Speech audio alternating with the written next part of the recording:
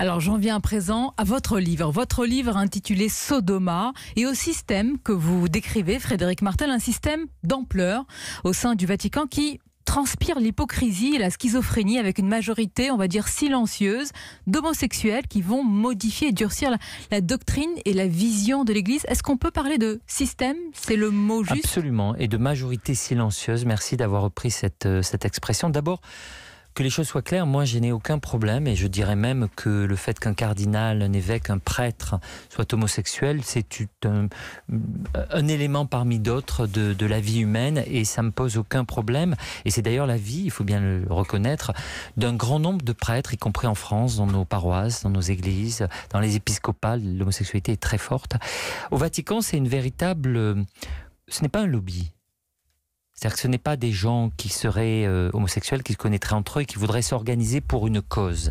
C'est tout à fait autre chose. Cette majorité silencieuse, c'est en réalité une somme d'individus qui ne sont pas unis entre eux, qui au contraire vont se prémunir des autres en cachant leur homosexualité et vont faire de l'homophobie la manière, au fond, de cacher leur homosexualité. Alors ça c'est important, parce que quand on lit votre livre, on a vraiment l'impression que plus un prélat est homophobe dans ses positions, ses prises de parole, plus il y a la probabilité qu'il soit homosexuel. Absolument. Autrement dit, le jour, propos homophobes en public, et le soir, homosexualité. Oui, avec toutes, j'ai dit 50 Shades of Gay, c'est-à-dire plein de versions. Il y a des homophiles qui sont